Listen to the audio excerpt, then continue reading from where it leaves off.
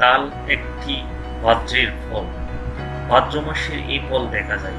এটি গ্রাম কিংবা শহরের সকলের কাছে পরিচিত একটি ফল। পুষ্টির দিক থেকেও এই ফলের গুরুত্ব অপরিসীম। অনেকেই এই ফল সম্পর্কে ধারণা না থাকার ফলে এর কদর তেমন চোখে পড়ে না। প্রিয় দর্শক, আমরা আছি চট্টগ্রামের বৃহত্তর তালের অস্থায়ী পাইকারি বাজার কদমতলী স্টেশনে। এটি শহরের ঐতিহ্যবাহী পুরাতন কাঁচা তালের অস্থায়ী পাইকারি বাজার।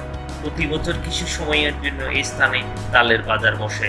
এই তালগুলো মূলত চট্টগ্রামের বাহিরের বিভিন্ন জেলা থেকে আসে।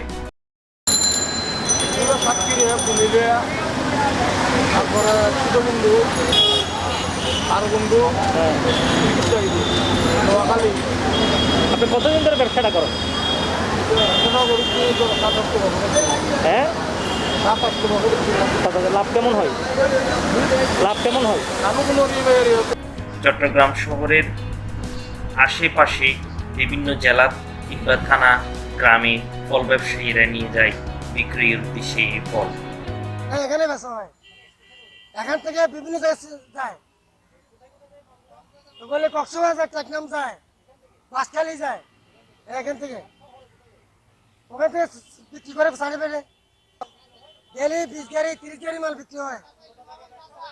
লাখ লাখ লাখ কোটি লাখ লাখ টাকা ব্যবসা হয়।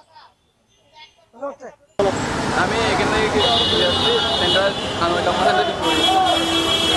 আনোয়ারা কাপড় সেন্টারে। হ্যাঁ, এদের লাভ কেমন হয়?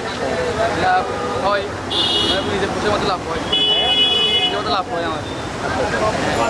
এখান থেকে আমরা প্রায় 8 টাকা কিনে নিই, আমরা 15 টাকা বিক্রি করি। যাই হোক, যে কোনো প্রাকৃতিক ফলের ওষুধি ও পুষ্টিগুণ অতুলনীয়। এই গাছ সাধারণত অনেক লম্বা প্রকৃতির হয়ে থাকে। প্রাকৃতিক পরিবেশের ভারসাম্য রক্ষায় ও ফলের পুষ্টিগুণ বিবেচনায় বিজ্ঞানীরা এই গাছের চাষাবাদের উপরে গুরুত্ব দিয়েছে। সরকারও এই চাষাবাদ বিস্তারের জন্য নানান পদক্ষেপ গ্রহণ করেছে। কালের সাক্ষী দেশীয় ফল তাল গাছ হাজার বছর ধরেই পৃথিবীর বুকে দৃশ্যমান থাক, এটি সকলের প্রত্যাশা। চট্টগ্রাম থেকে দীপালন।